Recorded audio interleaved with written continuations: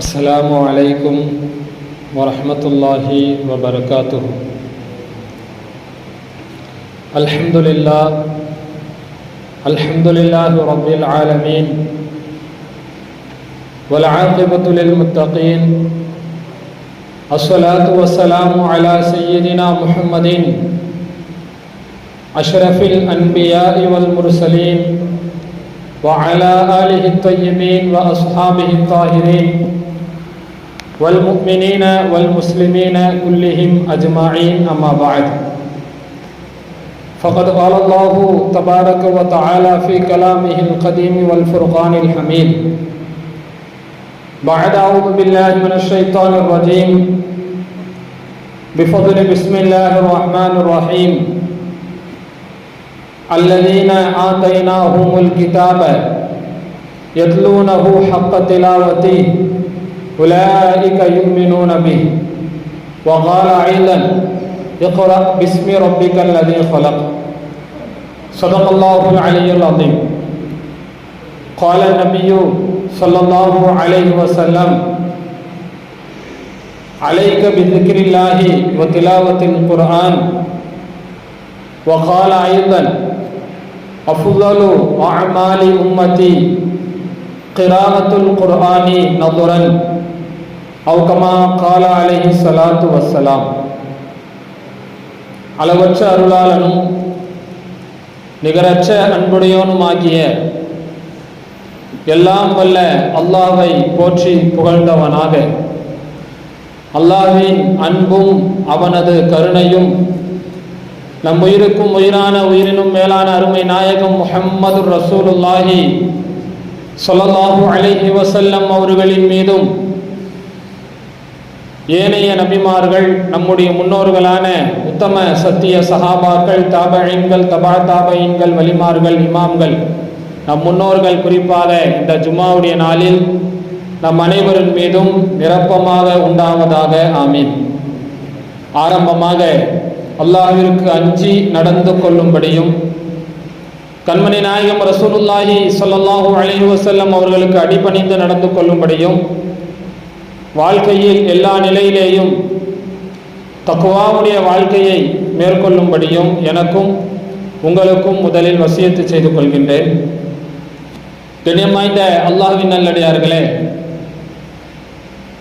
நேற்றைய தினம் நம்முடைய தமிழகத்தில் 12ஆம் தேர்வு எழுதிய மாணவர்களுடைய முடிவுகள் எல்லாம் வெளியிடப்பட்டது.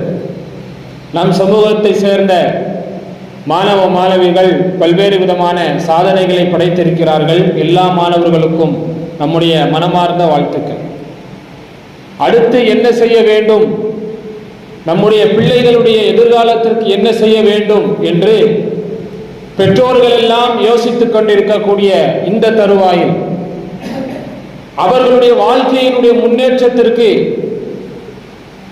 எது அவர்களுடைய வாழ்க்கைக்கு பிற்காலத்திலே அவர்களுக்கு மேன்மையை தரும் என்கின்ற சிந்தனையிலே இருக்கக்கூடிய பெற்றோர்கள், அவர்களுடைய ஈருலக வாழ்க்கைக்கும் எது வெற்றியை தரும் என்கின்ற விஷயத்திலேயும் அவர்களுடைய கவனம் மிகவும் முக்கியமானது.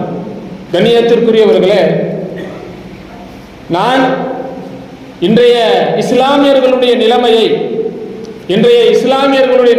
நம்முடைய இந்திய திருநாடாக இருந்தாலும் சரி, உலக அளவில் இன்றைய இஸ்லாமியர்களுடைய நிலைமையை பற்றி உங்களுக்கு நான் சொல்லித் தெரிய வேண்டிய அவசியம் இல்லை. அந்த அளவுக்கு உலக செய்திகளை நீங்கள் எல்லாம் நன்கு அறிந்திருக்கிறீர்கள். இன்றைய இஸ்லாமியர்களுடைய நிலைமை எந்த அளவுக்கு மோசமாக இருக்கிறது. இந்த நேரத்தில் நாம் நம்முடைய ஈமானுடைய பாதுகாப்பிற்கும் நம்முடைய பிள்ளைகளுடைய எதிர்காலத்திற்கும் நாம் என்ன செய்ய வேண்டும், எந்த விஷயத்தில் நாம் அதிகமாக கவனத்தை செலுத்த வேண்டும் என்பதை நாம் கட்டாயமாக சிந்தித்து பார்க்க கடமைப்பட்டிருக்கிறோம். கண்ணியத்திற்குரியவர்களே, எல்லாம் வல்ல அல்லாஹு தஆலா இந்த உலகத்தில் மனிதர்களுடைய ஈடேற்றத்திற்காகத்தான் நபிமார்களை அனுப்பினார். இந்த உலகத்திலே வந்த நபிமார்கள் வெறுமனே நபிமார்களை அனுப்பியது மட்டுமல்லாமல் அவ்வப்பொழுது காலத்திற்கு ஏற்றாற்போல், சூழலின் நிலைக்கு ஏற்றாற்போல் சில ஷரியத்து சட்டங்களையும் அல்லாஹு தஆலா அந்த நபிமார்களுக்கு வழங்கினார். அந்த அடிப்படையிலே இந்த உலகத்தில் இறுதி தூதராக உலக மக்கள் எல்லோருக்கும், ஏன் மனிதர்களை தாண்டி எல்லா படைப்புகளுக்கும் நபியாக, ரசூலாக, இறுதி தூதராக அனுப்பப்பட்டவர்கள் தான் கண்மணி நாயகம் ஸல்லல்லாஹு அலைஹி வஸல்லம் அவர்கள். ஸல்லல்லாஹு அலைஹி வஸல்லம் அவர்களுக்கு அடுத்து இந்த உலகத்தில் யாரும் நபியாக வரப்போவதல்ல. அப்படி என்றால் கியாமத்து நாள் வரை வரக்கூடிய மக்களினுடைய பாதுகாப்பிற்கும் அவர்களுடைய வெற்றிக்கும் ஈருலக ஈடேற்றத்திற்கும் ஸல்லல்லாஹு அலைஹி வஸல்லம் அவர்கள் மூலமாக அல்லாஹு தஆலா நிரந்தர ஒரு தீர்வை நமக்கு தந்திருக்கிறார். வெறுமனே ஸல்லல்லாஹு அலைஹி வஸல்லம் அவர்களை நபியாக அனுப்பியது மட்டுமல்ல, இந்த முழு உலகத்தினுடைய முழு மனித சமூகத்தினுடைய ஈடேற்றத்திற்கு அல்லாஹு தஆலா அல் குர்ஆன் என்கின்ற ஒரு திருமறையை நமக்கு வர பிரசாதமாக நிஅமத்தாக அல்லாஹ் வழங்கியிருக்கிறார். கண்ணியத்திற்குரியவர்களே, இந்த குர்ஆனை பற்றிய சிந்தனை, குர்ஆன் எப்படிப்பட்டது, இந்த குர்ஆனோடு நம்முடைய தொடர்பு எப்படி இருக்கிறது என்பதை நாம் சற்று சிந்தித்து பார்க்க வேண்டும். ஸல்லல்லாஹு அலைஹி வஸல்லம் அவர்களுடைய கடைசி தருவாய் இந்த உலகத்தை விட்டும் அவர்கள் பிரிவதற்கு சில நாட்களுக்கு முன்னால் சஹாபா பெருமக்களை பார்த்து சொன்னார்கள், தரத்து ஃபீக்கும் அம்ரைன், உங்களிடத்தில் 2 விஷயங்களை நான் விட்டு செல்கின்றேன். உங்களிடத்தில் 2 விஷயங்களை நான் விட்டு செல்கின்றேன். அந்த 2 விஷயங்களை நீங்கள் பற்றி பிடித்துக் கொண்டிருக்கும் காலமெல்லாம் லன் ததில்லு, நீங்கள் வழிகட்டு போய்விட மாட்டீர்கள், தவறான வழியிலே சென்று விட மாட்டீர்கள் என்று சொல்லிவிட்டு ஸல்லல்லாஹு அலைஹி வஸல்லம் அவர்கள் சொன்னார்கள், ஒன்று கிதாபுல்லாஹ், இன்னொன்று சுன்னத் நபி. அல்லாஹ்வினுடைய திருமறையை இந்த சமூகம் எதுவரை பற்றி பிடித்துக் கொண்டிருக்குமோ, குர்ஆனோடு தன்னுடைய தொடர்பை இந்த சமூகம் எதுவரை சரியாக வைத்திருக்குமோ அதுவரை அந்த சமூகமும் சரியாக இருக்கும். என்று குர்ஆனோடு நம்முடைய தொடர்பு அது சரியில்லாமல் போகிறதோ, நம்முடைய நிலைமைகளையும் அல்லாஹ் தஆலா சரியில்லாமல் ஆக்கிவிடும். கண்ணியத்திற்குரியவர்களே, பொதுவாக இந்த குர்ஆனுக்கு அல்லாஹ் வழங்கிய ஒரு அற்புதம் என்ன தெரியுமா? சிந்தித்து பார்த்தால் நமக்கு ஆச்சரியமாக இருக்கிறது. இந்த குர்ஆன் உலகத்தில் பொதுவா அல்லாஹு தஆலா தன்னுடைய அடியார்களில் சில அடியார்களை தேர்ந்தெடுத்து இந்த உலகத்திலே அல்லாஹ் அவர்களை நபியாக அனுப்புவான். இந்த உலகத்தில் ஒரு மனிதன் இபாதத்துகளின் மூலமாக நபியாக ஆக முடியாது. தன்னுடைய வணக்க வழிபாடுகளின் மூலமாக, தன்னுடைய நல்லறங்களின் மூலமாக இறைநேசராக ஆகலாமே தவிர ஒரு மனிதரால் எவ்வளவு பெரிய வணக்கசாலியாக இருந்தாலும் அவரால் நபியாக முடியாது. நபித்துவம் என்பது அல்லாஹு தஆலா தன் அடியார்களில் தான் யாருக்கு விரும்புகிறோமோ அல்லாஹ் அவருக்கு தருகிறான். அப்படி இந்த உலகத்தில் நபியாக அனுப்பப்பட்ட அவர்கள் நபி என்பதற்கு அல்லாஹு தஆலா சில அற்புதங்களை அவர்களுக்கு வழங்குவான். அன்றைய காலகட்டத்தில் எந்த மனிதராலும் செய்ய முடியாத அற்புதங்களை, பேரற்புதங்களை, முஅஜிசாத் என்கின்ற பெயரில் அல்லாஹு தஆலா அந்த நபிக்கு வழங்குவான். உலகத்திலே வந்த 1,24,000 நபிமார்களுக்கும் அல்லாஹு தஆலா பல்வேறு விதமான அற்புதங்களை வழங்கினான். அந்த அற்புதங்கள் எப்படி இருக்கும் தெரியுமா? வெறுமனே சாதாரணமாக இருக்காது. அன்றைய காலகட்டத்தில் மக்களிடத்திலே எது மிகவும் பிரபலியமோ, எது மிகவும் பேசப்படும் பொருளாக இருக்குமோ அதை சார்ந்து தான் அந்த அற்புதங்கள் இருக்கும். உதாரணமாக சையதனா மூசா அலைஹிஸ்ஸலாமுடைய காலகட்டம். மூசா அலைஹிஸ்ஸலாமுடைய காலகட்டத்தில் இந்த பிளாக் மேஜிக் என்று சொல்லப்படக்கூடிய கண்கட்டி வித்தைகள், சூனியம் போன்ற விஷயங்கள் மிகவும் பிரபலியமாக, மிகவும் பேசு பொருளாக இருந்தது. இது போன்ற சூனியக்காரர்கள், கண்கட்டி வித்தை காட்டுபவர்கள் எல்லாம் சமூகத்திலே மேன்மக்களாக கருதப்பட்டார்கள். அன்றைய காலகட்டத்திலே தான் எந்த சூனியக்காரனாலும் செய்ய முடியாத கைத்தடியை பாம்பாக மாற்றக்கூடிய ஒரு முஅஜிசாவை சையதனா மூசா அலைஹிஸ்ஸலாமுக்கு அல்லாஹ் வழங்கினார். சையதனா ஈசா அலைஹிஸ்ஸலாமுடைய காலகட்டத்தில் மருத்துவம் என்பது கொடிகட்டி பறந்த காலம். மருத்துவர்கள் எல்லாம் சமூகத்தில் மேன்மக்களாக பார்க்கப்பட்ட காலகட்டம். அன்றைய காலகட்டத்திலே தான் சையதனா ஈசா அலைஹிஸ்ஸலாம் அவர்களை அல்லாஹு தஆலா நபியாக அனுப்பியது மட்டுமல்லாமல் எந்த மருத்துவராலும் செய்ய முடியாத, இறந்தவரையும் கூட உயிர்ப்பித்து தரக்கூடிய மருத்துவத்தை ஈசா அலைஹிஸ்ஸலாமிற்கு அல்லாஹ் முஅஜிசாவாக வழங்கினார். அந்த அடிப்படையில் தான் கண்மணி நாயகம் ஸல்லல்லாஹு அலைஹி வஸல்லம் அவர்கள் மக்காவிலே நபியாக அனுப்பப்பட்ட அந்த காலகட்டம் இலக்கண இலக்கியத்தில் மக்கள் எல்லாம் கொடிகட்டி பறந்தார்கள்.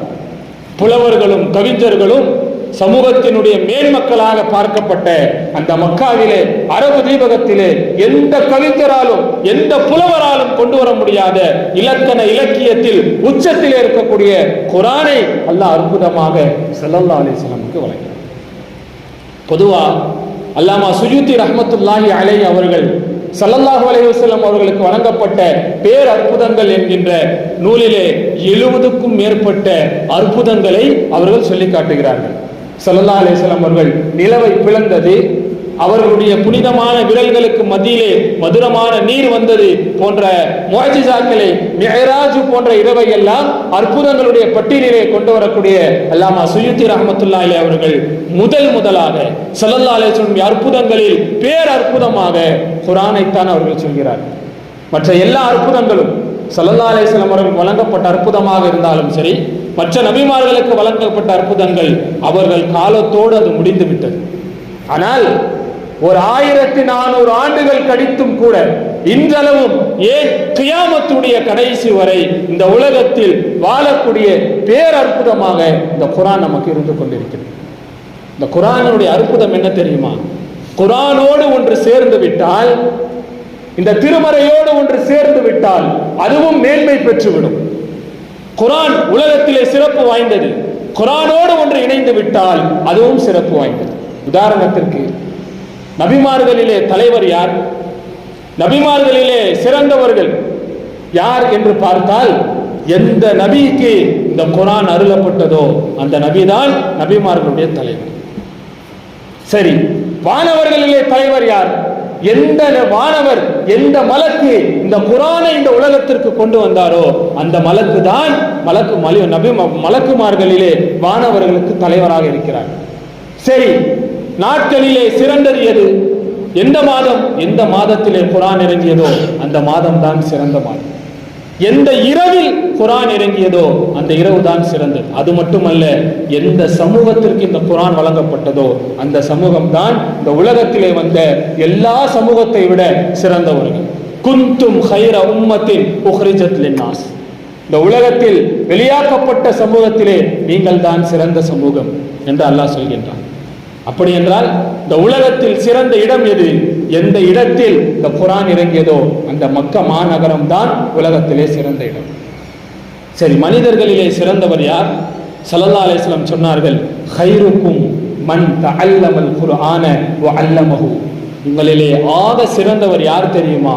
குர்ஆனை தானும் கற்று அதை பிறருக்கும் கற்று தருபவர் தான் உங்களிலே ஆக சிறந்தவர்கள் என்று ஸல்லல்லாஹு அலைஹி வஸல்லம் சொல்லித்தரார். அப்படி என்றால் இந்த குர்ஆன் எந்த அளவுக்கு சிறப்பு வாய்ந்தது என்றால், தன்னோடு சேரக்கூடியதையும் சிறப்புக்குரியதாக மாற்றக்கூடிய ஒரு ஆற்றலை அல்லாஹ் குர்ஆனுக்கு வைத்திருக்கிறான். ஆனால் என்ன கை சேதம் தெரியுமா?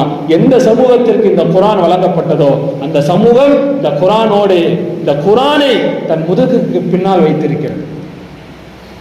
கண்ணியத்திற்குரியவர்களே, கண்மணி நாயகம் ஸல்லல்லாஹு அலைஹி வஸல்லம் அவர்கள் சையதுனா ஷுரைஹ் ரலியல்லாஹு தஆலா அன்ஹு அப்படிங்கிற ஒரு சஹாபி, அந்த சஹாபியை பற்றி சொல்லும் பொழுது ஸல்லல்லாஹு அலைஹி வஸல்லம் அவர்கள் சொன்னார்கள், அந்த சஹாபி குர்ஆனை தன்னுடைய தலையணையாக மாற்றியது கிடையாது அப்படின்னு சொன்னாங்க.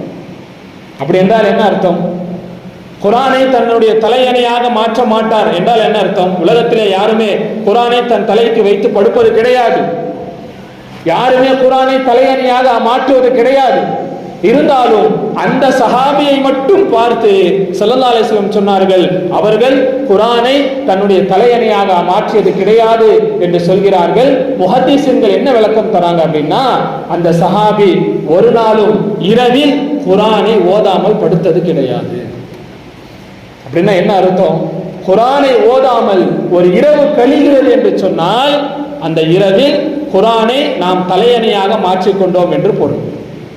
கண்ணியத்திற்குரியவர்களே, கண்மணி நாயகம் ஸல்லல்லாஹு அலைஹி வஸல்லம் அவர்கள் சொல்வார்கள், அலைக பி திக்ரில்லாஹி வ திலாவத்தில் குர்ஆன், நீங்கள் அல்லாஹ்வை திக்ர் செய்வதையும் குர்ஆன் ஓதுவதையும் நீங்கள் கடமையாக்கிக் கொள்ளுங்கள் என்று சொன்னார்கள். இதனால் என்ன நன்மை கிடைக்கும்? வானலோகத்தில் நமக்கு ஒளி கிடைக்கும், இந்த உலகத்திலே நமக்கு பரக்கத்து கிடைக்கும். கண்ணியத்திற்குரியவர்களே, ஒரு மனிதர் குர்ஆனை ஓதுவதனால் இந்த உலகத்தில் மட்டும் அவருக்கு கிட்டத்தட்ட 40 விதமான பரக்கத்துகள் கிடைக்கிறது. மறுமை சார்ந்ததல்ல, வெறுமனே இந்த உலகத்திலே மட்டும் 40 வகையான அபிவிருத்திகளை, பரக்கத்துகளை அல்லாஹு தஆலா அந்த அடியானுக்கு வழங்குகிறான். யார் குர்ஆனை தினமும் ஓதுகிறாரோ அவருக்கு. ஒண்ணும் வேணாம். பொதுவா அரபியில அறுதலுல் உமூர் அப்படின்னு ஒன்று சொல்லுவாங்க. அறுதலுல் உமூர்னா என்ன? வயதான காலகட்டத்தில் வயது முதிர்ச்சியினால் தன்னுடைய சுய தேவைகளை கூட தன்னால் நிறைவேற்றிக் கொள்ள முடியாமல், ஒரு சாதாரண தேவைக்கும் கூட அடுத்தவருடைய உதவியை எதிர்பார்த்து இருக்கக்கூடிய ஒரு மோசமான, ஒரு பாவமான நிலைதான், பரிதாபத்திற்குரிய ஒரு நிலைதான் அறுதலுல் உமூர். நம்மால சாப்பிட முடியாது, ஒரு ஆள் வந்து சாப்பாடு ஊட்டி விடணும். அவருக்கு சுய தேவை வருகிறது என்றால் அவரால் எழுந்து சென்று கழிக்க முடியாது, ஒரு ஆளுடைய உதவி வேண்டும். கழித்ததற்கு பின்னால் சுத்தம் செய்வதற்கும் ஒரு ஆளுடைய உதவி வேண்டும். இதைத்தான் அரபியில அறுதலுல் உமூர் என்று சொல்வார்கள். கண்மணி நாயகம் ஸல்லல்லாஹு அலைஹி வஸல்லம் அவர்கள் இறைவனிடத்திலே பல விஷயங்களை விட்டும் பாதுகாப்பு தேடினாங்க. ஸல்லல்லாஹு அலைஹி வஸல்லம் அவர்கள் பல விஷயங்களில் இருந்தும் இறைவனிடத்திலே பாதுகாப்பு தேடினார்கள். ஸல்லல்லாஹு அலைஹி வஸல்லம் அவர்களால் பாதுகாப்பு தேடப்பட்ட ஒரு விஷயம்தான் அறுதலுல் உமூர். எந்த அளவுக்கு பாதுகாப்பு தேடினார்கள் தெரியுமா? இறைவா, இந்த உலகத்தில் நான் ஆரோக்கியமாக இருக்க வேண்டும், கடைசியிலே இந்த அறுதலுல் உமூருடைய நிலைமை எனக்கு வருவதாக இருந்தால் என்னை உன் பக்கம் அழைத்துக் கொள் என்று சொன்னார். மோசமான ஒரு நிலை. சொந்த மனைவியும் கூட அந்த நேரத்தில் உதவுவதற்கு சற்று யோசிக்கக்கூடிய செயல். ஒன்றும் வேண்டாம், நான் என் கண்கூடாய் பார்த்த ஒரு நிகழ்வு தான். ஒரு மனிதர் பெரிய அரசாங்க உத்தியோகத்தில் இருந்தவர், பெரிய அதிகாரத்தில் இருந்தார். கடைசியில் அவருக்கு இந்த மாதிரியான அறுதலுல் உமூர், படுத்த படுக்கையில் ஆகிவிட்டார். கோடிக்கணக்கான சொத்துக்கள் அவரிடத்தில் இருந்தது, பிள்ளைகளும் இருந்தார்கள். கடைசி காலகட்டத்தில் எந்த அளவுக்கு அவருடைய நிலைமை ஆகிவிட்டது தெரியுமா? அவருடைய மனைவி மிகவும் வாழும் காலத்தில் அவர் மீது மிகவும் பாசமாக, காதலுக்கு ஒரு உதாரணமாக அந்த அளவுக்கு இருந்தவர்கள் கடைசி காலகட்டத்திலே அவருடைய கணவனுக்கு உணவு ஊட்டுகின்ற பொழுது, உணவுகள் சில துளிகள் கீழே தள்ளுகின்ற பொழுது வாயிலே அடிப்பார்கள். ஒழுங்காக சாப்பிட தெரியவில்லையா என்றெல்லாம் இவர் இப்படி இருப்பதற்கு பேசாமல் செத்து தொலையலாம் என்கின்ற கடுமையான வார்த்தைகளை எல்லாம் பயன்படுத்தியிருக்கிறார். நான் எதற்கு சொல்ல வருகிறேன்? முஃபஸ்ஸிரீன்கள் ஒரு விளக்கத்தை தருகிறார்கள். எந்த ஒரு மனிதன் தன் வாழ்நாளில் தினமும் குர்ஆனை ஓதுவதை வளமையாக வைத்திருக்கிறாரோ, தினமும் குர்ஆனை ஓதுவதை வளமையாக வைத்திருக்கிறாரோ, அவர் இந்த உலகத்தில் 100 அல்ல 200 ஆண்டுகள் வாழ்ந்தாலும் அவருக்கு அறுதலுல் உமூர் வராது என்று சொல்கிறார்.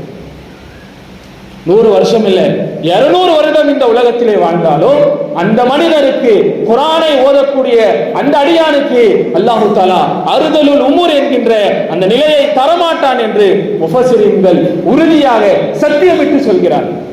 எத்தனை இறைநேசருடைய வாழ்க்கையை நாம் பார்த்திருக்கிறோம், எத்தனை உலமாக்களை, எத்தனை நம்முடைய முன்னோர்களை பார்த்திருக்கிறோம். 100 வருடங்கள், 120 வருடங்கள், 150 வருடங்கள் வாழ்ந்தவர்கள் எல்லாம் கடைசி காலம் வரை எந்த விதமான நோய் நொடியும் இல்லாமல் ஆரோக்கியமாக வாலிபர்களை போல் வாழ்ந்திருக்கிறார்கள். காரணம், குர்ஆனோடு அவர்களுக்கு ஏற்பட்ட தொடர்பு. இன்னைக்கு உடம்புலையும் சத்து இல்லை, சாப்பிடக்கூடிய உணவுலையும் நமக்கு சத்து இல்லை. இன்றைய வயோதிகர்களை விட்டு விடுவோம், வாலிபர்களிடத்திலேயும் உடலிலே பலம் இல்லை. உணவு முறை மாறிவிட்டது, உணவுகள் சரியில்லை, உணவுகள் எல்லாம் விஷமாகிவிட்டது என்று சொல்லி ஒரு சாதாரண வெளிவந்த காரணத்தை நாம் சொன்னாலும் கூட குர்ஆனோடு நம்முடைய தொடர்புகள் இல்லாததுதான் அதற்குரிய காரணம். குர்ஆனோடு நம்முடைய தொடர்புகள், அனுதினமும் குர்ஆனை ஓதுவதை நாம் வளமையாக வைத்திருந்தால் அல்லாஹ் தஆலா ஆன்மீக பலத்தை நமக்கு தருகிறான். ஸல்லல்லாஹு அலைஹி வஸல்லம் அவர்கள் ஸௌமை விசால் என்று சொல்லப்படக்கூடிய தொடர் நோன்பை நோற்றார்கள். சஹரும் இல்லை, இஃப்தாரும் இல்லை, சஹரும் இல்லை, இஃப்தாரும் இல்லை, தொடர் நோன்பு, ஸௌமை விசால் என்று சொல்வார்கள். மற்றவர்கள் வைப்பதை தடுத்தார்கள். சில சஹாபாக்கள் ஸல்லல்லாஹு அலைஹி வஸல்லம் அவர்கள் நோன்பு வைக்கிறாங்க அப்படின்னு சொல்லி அவர்களும் வைக்க ஆசைப்பட்டார்கள். ஸல்லல்லாஹு அலைஹி வஸல்லம் தடுத்துட்டாங்க. தடுத்து சொன்னார்கள், என்னை போல் நீங்கள் அல்ல, எனக்கு என்னுடைய இறைவன் மறைமுகமாக ரிஸ்க் வழங்குகிறான் என்று சொன்னாங்க. அப்படி என்றால் அல்லாஹ்வோடு நம்முடைய தொடர்பு, திருமறையோடு நம்முடைய தொடர்பு சரியாகிவிட்டால் அல்லாஹ் தஆலா மறைமுகமான ரிஸ்க்குகளை நமக்கு வழங்குகிறான். வரலாறுகள், நம்முடைய சஹாபாக்கள், நம்முடைய முன்னோர்களுடைய வரலாறுகள் எல்லாம் நம்ம கதைத்தான் சொல்லி தருகிறது. உலகத்தினுடைய பொருளாதாரங்களில், உலக ஆதாயங்களில், உலக பலத்திலே அவர்கள் குறைந்திருந்தாலும் அவர்களிடத்திலே ஆன்மீக பலம் அது மிகவும் உச்சத்திலே இருந்த காரணத்தினால் பெரும் பேரரசர்கள் எல்லாம் சஹாபாக்களிடத்திலே தோற்று போய் பேராட்சிகள் எல்லாம் சஹாபாக்களுடைய காலடியிலே வந்து விழுந்தது. என்ன காரணம்? அவரிடத்திலே இருந்த ஆன்மீக பலம். இன்று இஸ்லாமியர்களுக்கு இந்த மோசமான சூழல் ஏற்பட்ட என்ன காரணம்? நம்மிடத்திலே நம்முடைய ஆன்மீக பலம் அது பலகீனம் அடைந்து விட்டது. நம்மிடத்தில் இருக்கக்கூடிய ரூஹானியத்தான அந்த தாக்கத் பலம் என்பது அது பலகீனம் அடைந்து விட்ட காரணத்தினால் இன்று நம்மால் எண்ணிக்கையிலே 200 கோடியை தாண்டி இருந்தாலும் ஒரு சாதாரண ஒரு விஷயத்தை கூட இன்றைய இஸ்லாமியர்களால் செய்ய முடியும். என்ன செய்ய வேண்டும்? ஆன்மீக பலத்தை அதிகமாக்கக்கூடிய விஷயத்திலே குர்ஆனுக்கு நிகர் எதுவுமே கிடையாது. இன்னும் சொல்ல போனா அல்லாஹ் தஆலா இந்த உலகத்தில் எல்லா அடியார்கள் பேசுவதை அல்லாஹ் கேட்கிறான். அதற்கு அவனுக்கு எந்த விதமான கஷ்டமும் இல்லை. உலகத்தில் பேசக்கூடிய எல்லாருடைய சொல்லையும் அல்லாஹ் கேட்கிறான். ஆனால் குர்ஆன் ஓதுவதை ரசித்து கேட்பதை போல் அல்லாஹ் வேற எதையும் ரசித்து கேட்பதில்லை. ஒரு அடியான் குர்ஆனை ஓதுகிறான் என்றால், குர்ஆனை திறந்து ஓதுகிறான் என்றால் அவருடைய அந்த ஓதுதலை அல்லாஹ் தஆலா ரசித்து கேட்கிறான். மற்ற அடியான் தொழுறார் அப்படின்னா இந்த அடியான் தான் அல்லாஹ்வோடு பேசுகிறான். தக்பீர் கட்டி தொழுவதற்காக ஒரு அடியான் நிற்கிறார், ஒரு முஃமின் நிற்கிறார் என்று சொன்னால் இந்த அடியான் முஃமின் தான் அல்லாஹ்வோடு பேசுகிறான். ஆனால் அதே நேரத்தில் ஒரு அடியான் குர்ஆனை ஓதுகிறான் என்று சொன்னால் அல்லாஹ் இவனோடு பேசுகிறான். அதனால்தான் குர்ஆன் ஓதி முடித்ததற்கு பின்னால் கேட்கப்படக்கூடிய துஆக்கள் கபூலாகிறது. குர்ஆன் ஓதி முடித்ததற்கு உடனே நாம் கேட்கக்கூடிய துஆக்கள் அது இறைவனிடத்திலே உடனே அங்கீகரிக்கப்படுகிறது. இன்னும் சொல்ல போனா நம்முடைய தேவைகள் இருக்கிறது, ஆனால் நீண்ட நாட்களாக நமக்கு அந்த தேவைகள் நிறைவேறவில்லை என்று சொன்னால் இமாம்கள் ஒரு விஷயத்தை நமக்கு சொல்லித் தருகிறார்கள். அந்த தேவையை மனதிலே நினைத்துக் கொண்டு நாம் குர்ஆனை ஓத வேண்டும். துஆ செய்ய வேண்டிய அவசியம் இல்லை. நமக்கு ஒரு தேவை இருக்குது, நம்முடைய பிள்ளைகளுக்கு வரன் அமையவில்லை, வேற ஏதாவது நோய் நொடி இருக்கிறது, தொழிலிலே அபிவிருத்தி இல்லை, நாம் கேட்டுக்கொண்டே இருக்கிறோம், இன்னும் கிடைக்கவில்லை என்றால் என்ன சொல்லி தருகிறார்கள்? அந்த தேவையை மனதிலே நினைத்துக் கொண்டு நாம் குர்ஆனை ஓத வேண்டும். துஆ செய்யணும்னு அவசியம் இல்லை, குர்ஆனை ஓதினாலே அந்த தேவையை அல்லாஹ் நிறைவேற்றி தருகிறான். எப்படி சொல்கிறார்கள்? ஸல்லல்லாஹு அலைஹி வஸல்லம் ஹதீஸ்ல சொன்னார்கள், ஒரு அடியான் அல்லாஹ் தஆலா இடத்தில் துஆ செய்கிறார். இன்னொரு அடியான் அவருக்கு துஆ செய்வதற்கு நேரம் கிடைக்கவில்லை. என்ன காரணம்? அந்த நேரத்திலேயும் அவர் குர்ஆனை ஓதிக்கொண்டிருக்கிறார். துஆ செய்கிற நேரத்திலேயும் அவர் குர்ஆனை ஓதிட்டு இருக்கிறார். குர்ஆனை ஓதுவதனால் அவருக்கு துஆ செய்வதற்கு நேரம் கிடைக்கவில்லை. அல்லாஹ் என்ன செய்கிறான்? துஆ கேட்கக்கூடிய அடியானுக்கு தருவதை விட பன்மடங்கு அந்த குர்ஆனை ஓதக்கூடிய அடியாருக்கு தருகிறான் என்று ஸல்லல்லாஹு அலைஹி வஸல்லம் சொல்லி தந்தார்கள். எனவே கண்ணியத்திற்குரியவர்களே, குர்ஆனோடு நம்முடைய தொடர்புகளை நாம் சரியாக்கிக் கொள்ள வேண்டும். இப்போ குர்ஆனோடு நம்முடைய தொடர்புகள் சரியாகுவது என்றால் என்ன? அதனுடைய முதல் விஷயம், குர்ஆன் இந்த உலகத்தில் எப்படி இறங்கியதோ அந்த முறைப்படி ஓத வேண்டும். இன்னைக்கு குர்ஆனை நாம் ஓதுகிறோம், ஆனால் அதை முறைப்படி ஓதுகிறோமா என்று யோசித்து பார்த்தால் நம்மிலே பல நபர்கள் அதிலே சற்று கவனக்குறைவாகத்தான் இருக்கிறோம். தஜ்வீது சட்டங்களோடு சரியான உச்சரிப்புகளோடு குர்ஆனை ஓத வேண்டும். அப்பொழுதுதான் இந்த குர்ஆனுக்குண்டான முழு பலன் நன்மை நமக்கு கிடைக்கும். உலகத்தில் எல்லா மொழிக்கும் அதுதான் ஒரு பேசிக் அடிப்படை. அதுதான் ப்ரொனவுன்சியேஷன். ஒன்று மாறிடுச்சுன்னு வச்சுக்கோங்க, அர்த்தமே மாறிடும். உலகத்தில் எல்லா மொழிக்குமே அது உண்டு. இங்கிலீஷ்ல டி போட வேண்டிய இடத்துல டி சொல்லிட்டா அர்த்தம் மாறிடுது. தமிழ்ல இந்த லா போட வேண்டிய இடத்துல அந்த லா சொல்லிட்டா அர்த்தமே மாறிடுது. அதே போன்றுதான் குர்ஆனிலேயும் அதனுடைய ஒளியையும் தஜ்வீது சட்டங்களை பேணி நாம் ஓத வேண்டும். அது இல்லாமல் ஏனோ தானோ என்று ஓதினால் குர்ஆனுடைய நன்மை நமக்கு கிடைக்காது. கண்ணியத்திற்குரியவர்களே, ரசூலுல்லாஹி ஸல்லல்லாஹு அலைஹி வஸல்லம் உடைய காலகட்டத்தில் மதீனாவிலே ஹஸரத் உஸைத் ரலியல்லாஹு தஆலா அன்ஹு என்ற ஒரு சஹாபி இருந்தார். உஸைத் இப்னு ஹுமைர் ரலியல்லாஹு அன்ஹு என்கின்ற ஒரு அன்சாரி தோழர். இவர்கள் யார்? ஸல்லல்லாஹு அலைஹி வஸல்லம் அவர்கள் மதீனாவிற்கு வருவதற்கு முன்னால் ஹஸரத் முஸ்அப் இப்னு ஹுமைர் ரலியல்லாஹு அன்ஹு அவர்கள் மதீனாவிற்கு இஸ்லாத்தை எடுத்து வைத்தார்கள். அவர்களிடத்திலே குர்ஆனை கற்றவர்கள் ஹஸரத் உஸைத் ரலியல்லாஹு அன்ஹு அவர்கள். ஒரு நாள் இரவு தன்னுடைய வீட்டிலே அமர்ந்து சூரத்துல் பக்ராவை ஓதிக்கொண்டிருக்கிறார்கள். ஓதிக்கொண்டிருக்கும் பொழுது வானத்தில் ஒரு விதமான வெண்மை, ஒரு விதமான பிரகாசம், வெளிச்சம் அவர்களுக்கு தெரிகிறது. ஓதி முடிச்சுட்டு அடுத்த நாள் காலையில கண்மணி நாயகம் ஸல்லல்லாஹு அலைஹி வஸல்லம் இடத்தில் வருகிறார்கள். வந்து சொன்னார்கள், யா ரசூலல்லாஹ், இப்படி நான் குர்ஆனை ஓதிக்கொண்டிருந்தேன். இப்படி ஓதிக்கொண்டிருக்கும் பொழுது இப்படி ஒரு வானத்தில் ஒரு பிரகாசத்தை நான் பார்த்தேன் என்று சொன்ன பொழுது ஸல்லல்லாஹு அலைஹி வஸல்லம் சொன்னார்கள், அது வேறு ஒன்றுமில்லை, அது இறைவனிடமிருந்து வரக்கூடிய சகீனா என்கின்ற மன அமைதிதான் அது வானத்திலிருந்து பூமிக்கு இறங்கியது என்று ஸல்லல்லாஹு அலைஹி வஸல்லம் சொல்கிறார். கண்ணியத்திற்குரியவர்களே, அதே போல் இந்த குர்ஆன் நமக்கு வழங்கப்பட்டது. ஸல்லல்லாஹு அலைஹி வஸல்லம் ஒரு ஹதீஸ்ல சொன்னாங்க, அஃதலு அமாலி உம்மத்தி, என் உம்மத்திலேயே ஆக சிறந்த அமல் என்ன தெரியுமா? கிராஅத்துல் குர்ஆனி நதரன், குர்ஆனை பார்த்து ஓதுவது என்று சொன்னார். இங்கே எத்தனை நபர்கள் இருக்கிறோம்? நம்முடைய மனதை தொட்டு நாம் சொல்கிறோம், நம்முடைய இதற்கு முன்னால் குர்ஆனை நாம் எப்பொழுது பார்த்தோம்? குர்ஆனை நாம் எப்பொழுது திறந்து பார்த்தோம் என்று யோசித்து பார்த்தால் சிலர் நோன்பிலே திறந்திருப்பார்கள், அதற்கு அடுத்து திறந்தே இருக்க மாட்டார். ஹஸரத் உஸ்மான் ரலியல்லாஹு தஆலா அன்ஹு அவர்களை பற்றி வருகிறது. சையதுனா உஸ்மான் ரலியல்லாஹு அன்ஹு அவர்கள் இறைவனிடத்தில் இப்படி துஆ செய்வார்கள், இறைவா, என் வாழ்க்கையில் ஒரு நாளும் கூட குர்ஆனை பார்க்காமல் கழிந்துவிடக் கூடாது என்று துஆ செய்வார். அந்த துஆவினுடைய பிரதிபலிப்பு, அந்த துஆவினுடைய பரக்கத்தினால் என்ன ஆனது?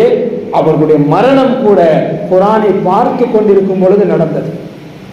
சில அரசியல் காரணத்திற்காக சில கிளர்ச்சியாளர்கள் உஸ்மான் ரலியல்லாஹு அன்ஹு அவர்கள் மீது சில தவறான இட்டுக்கட்டுகளை போட்டு அவர்களை ஹோம் அரெஸ்ட், வீட்டு காவலிலே வைத்திருந்த நேரம் அவர்களை கொல்வதற்காக சில கயவர்கள் வீட்டில் இருந்து எதிரி குதித்து அவர்களை ஷஹீதாக்க வருகிறார்கள்.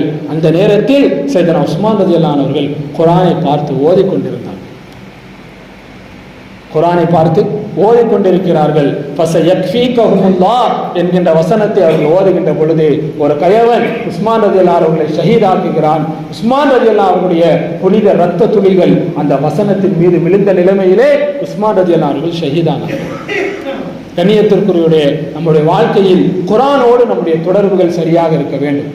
அதே நேரத்தில் குர்ஆனை முறையாக ஓத வேண்டும். வெறுமனே சாதாரணமா ஓதுறது அல்ல. குர்ஆனை அல்லாஹ் குர்ஆனிலே சொல்கின்ற நல்லோர்களை பற்றி சொல்கின்ற பொழுது, அல்லதீன ஆதைனாஹுமுல் கிதாப யத்லூனஹு ஹக்க திலாவத், அல்லதீன, அந்த நல்லோர்கள் எப்படிப்பட்டவர்கள் தெரியுமா? ஆதைனாஹுமுல் கிதாப், அவர்களுக்கு நான் இந்த வேதத்தை குர்ஆனை நாம் வழங்கினோம். யத்லூனஹு ஹக்க திலாவத்தி, அதை எப்படி முறைப்படி ஓத வேண்டுமோ அவர்கள் அப்படி அதை ஓதுவார்கள் என்று அல்லாஹ் சொல்லி காட்டிவிட்டு, உலாயிக யுமினூன பிஹி, அவர்கள்தான் அந்த குர்ஆனை நம்பிக்கை கொண்ட முஃமின்கள் என்று அல்லாஹ் சொல்கின்றார். குர்ஆனை முறையாக ஓதுவதற்கு நாம் முயற்சி செய்ய வேண்டும். அஸ்ஸஈயு மின்னா வ தௌஃபீகு மினல்லாஹ், நாம் முயற்சி செய்கின்ற பொழுது அல்லாஹ் அந்த முயற்சியை அவன் முழுமையாக்கி தருகிறான். இன்னும் சொல்ல போனால் இன்னொரு முக்கியமான நம்முடைய காலகட்டத்திற்கு மிகவும் தேவையான ஒரு விஷயம், இன்று இஸ்லாமியர்களுக்கு எதிராக முஸ்லிம்னு தெரிஞ்சிட்டாலே அவனை எப்படியாவது அடிக்க வேண்டும், கொல்ல வேண்டும் என்று வெளியிலே சென்றால் நம்முடைய உயிருக்கு ஆபத்து என்கின்ற ஒரு இக்கட்டான ஆபத்தான சூழலிலே நாம் வாழ்ந்து கொண்டிருக்கிறோம். இந்த நேரத்தில் ஸல்லல்லாஹு அலைஹி வஸல்லம் காலத்திலே நடந்த ஒரு நிகழ்வு, மிக அற்புதமான ஒரு நிகழ்வு. அல்லாஹ் தஆலா ஸல்லல்லாஹு அலைஹி வஸல்லம் சிறிய தந்தையாக இருந்த அபூ லஹப் அவனையும் அவருடைய மனைவியையும் சபித்து அல்லாஹ் வசனத்தை இறக்கினான். தப்பத் யதா அபீ லஹபின் வ தப் என்கின்ற அத்தியாயத்தில் அபூ லஹபையும் அவருடைய மனைவியையும் அல்லாஹ் சபித்து சாபமிட்டு ஒரு அத்தியாயத்தை இறக்கினான். மிக மோசமான வார்த்தைகள், கடுமையான வார்த்தைகளோடு அல்லாஹு தஆலா சபித்து இறக்கினான். இந்த வசனம் இறங்குச்சு.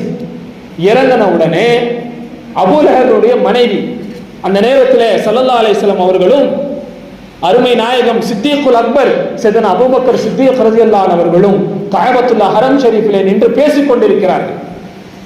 அந்த நேரத்தில் அந்த அபூ லஹபுடைய மனைவி கையிலே ஒரு கல்லை எடுத்துக்கொண்டு வேகமாக ஹரம் ஷரீஃபுக்குள் வருகிறார். வரும்பொழுது ஏதோ திட்டிட்டே கோபமா பேசிட்டே அந்த பொம்பளை வருது. அப்போ அபூபக்கர் ரலியல்லாஹு அன்ஹு அவர்கள் கண்மணி நாயகம் ஸல்லல்லாஹு அலைஹி வஸல்லம் பார்த்து சொன்னார்கள், யா ரசூலல்லாஹ், அந்த அம்மா வர பொசிஷனே சரியில்லை, வர அந்த தோற்றமே சரியில்லை, எனக்கு ஏதோ பயமாக சரியாக படவில்லை என்று சொன்ன பொழுது ஸல்லல்லாஹு அலைஹி வஸல்லம் சொன்னார்கள், நீங்கள் அமைதியாக இருங்கள் என்று சொல்லிவிட்டார். நேராக வந்து அபூபக்கர் ரலியல்லாஹு தஆலா இடத்திலே அந்த பெண்மணி கேட்கிறாள், அபூபக்கரே, உம்முடைய தோழர் முகம்மது எங்கே என்று கேட்கிறார். அபூபக்கர் நாயகத்துக்கு ஆச்சரியம். ஸல்லல்லாஹு அலைஹி வஸல்லம் தனக்கு எதிரிலே தான் இருக்கிறார்கள். ஆனால் அந்த அம்மா உம்முடைய தோழர் முகம்மது எங்கே என்று கேட்கிறார். அபூபக்கர் ரலியல்லாஹு அன்ஹு பொய் சொல்லவும் முடியாது, அதே நேரத்தில் ஸல்லல்லாஹு அலைஹி வஸல்லம் அவர்களை காண்பித்து தரவும் முடியாது. பொதுவாக அபூபக்கர் நாயகத்துக்கு அப்படி ஒரு திறமை அல்லாஹ் தந்திருந்தான், பேச்சாற்றல். அந்த நிலைக்கு ஏற்றாறு போல் பொய்யும் சொல்லக்கூடாது, அதே நேரத்தில் யாரையும் மாற்றி விட்டு விடவும் கூடாது. அது போன்ற ஆற்றலை அல்லாஹ் சித்திகுல் அக்பர் ரலியல்லாஹு அன்ஹுக்கு கொடுத்திருந்தார். உடனே அபூபக்கர் நாயகம் சொன்னார்கள், அல்லாஹ்வுடைய தூதரை பற்றி இந்த அபூபக்கரை விட அல்லாஹ் தான் நன்கு அறிந்தவன் என்று சொல்லிவிட்டார். உடனே அந்த அம்மா என்ன நினைச்சு, சரி இவருக்கு தெரியல போல அப்படின்னு நினைச்சிட்டு போயிருச்சு. அப்போ அபூபக்கர் ரலியல்லாஹு தஆலா அவர்கள் ஸல்லல்லாஹு அலைஹி வஸல்லம் கேட்கிறார்கள், யா ரசூலல்லாஹ், அந்த அம்மா இப்படி வந்துச்சு, ஆனா நீங்க எதிரில் தான் இருக்கிறீங்க, உங்களை பார்க்க முடியவில்லையே, என்ன காரணம் என்ற பொழுது ஸல்லல்லாஹு அலைஹி வஸல்லம் அவர்கள் ஒரு வசனத்தை ஓதி காட்டுகிறார்கள். அல்லாஹ் குர்ஆனில் சொல்கின்றான், வைதா கரஅத்தல் குர்ஆன, நபியே நீங்கள் குர்ஆனை ஓதினால், வைதா கரஅத்தல் குர்ஆன, நீங்கள் குர்ஆனை முறையாக ஓதினால், ஜஅல்னா பைனக வ பைனல் லதீன லா யுமினூன பில் ஆখিরা, உங்களுக்கும் மறுமையை நம்பிக்கை கொள்ளாத இந்த காஃபிர்களுக்கு மத்தியிலே ஹிஜாபம் மஸ்தூரா, ஒரு திரையை நாம் ஏற்படுத்தி விடுவோம் என்று அல்லாஹ் குர்ஆனிலே சொல்கின்றான். என்னை பார்க்க முடியாமல் அல்லாஹ் அவருக்கு ஒரு திரையை ஏற்படுத்தி விட்டான் என்று சொன்னார். கண்ணியத்திற்குரியவர்களே, இது போன்ற ஏராளமான நிகழ்வு நம்முடைய முன்னோர்களுக்கு நடந்திருக்கிறது, சொல்வதற்கு நேரம் இல்லை. ஆனால் நாம் குர்ஆனை அனுதினமும் ஓதி வந்தால் அல்லாஹ் நமக்கு ரஹமத்துகள் பரக்கத்துகள் தருவது ஒரு பக்கம், இது போன்ற எதிரிகளிடமிருந்து அல்லாஹ் நமக்கு பாதுகாப்புகளை தரும்.